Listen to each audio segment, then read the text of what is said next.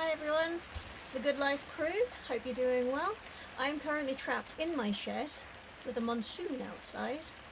I do only live a couple of minutes from my allotment, yet somehow I don't really want to get drenched for the third day in a row. So I'm waiting it out, and I thought I would chat a little bit about our story. So we got our allotment in 2014. The site had just gone self-managed. We took over from the council. They were no longer interested in running it.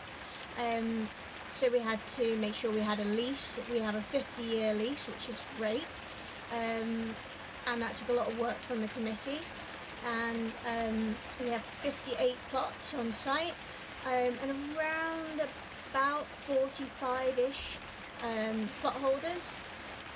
We have a toilet on site and a car park and several taps for water.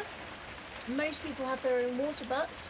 As an added bonus, we are allowed chickens on site, which is great, and our own sheds and our own greenhouses. I know a lot of sites are very picky about what you can have and not have on your site.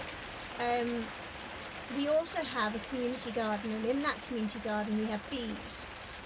Currently 5 different hives. We did have 8 last year. It was a really good year for the bees,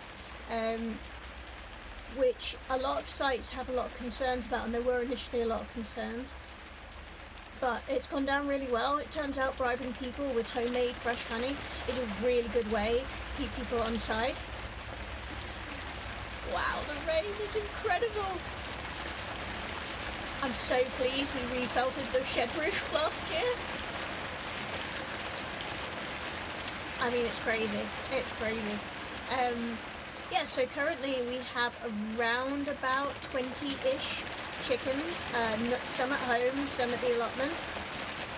We have a mix of bantams and large fowl.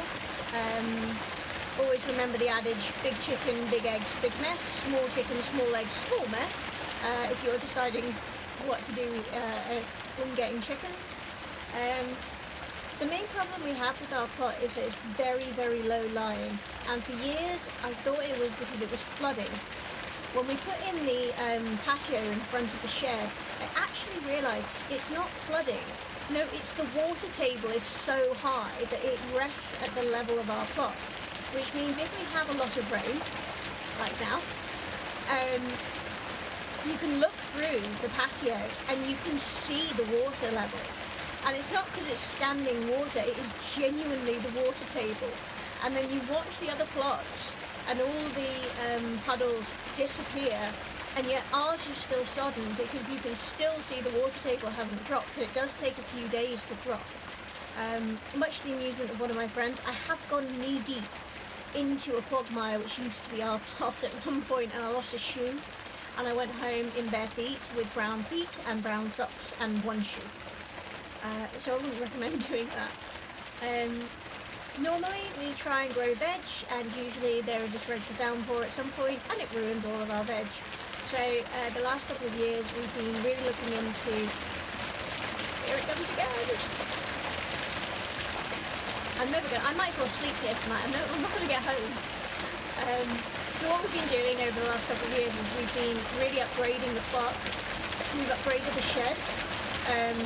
Twice over actually. I just get impulsive and I change things. But this year, to my pride and joy, is the shed, and the shed now has solar power. We are the only shed on site to have electricity.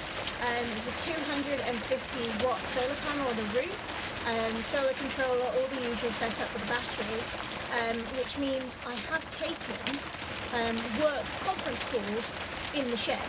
And it is hilarious for the sole reason that I sit like this at the shed and they go, "Where are you?"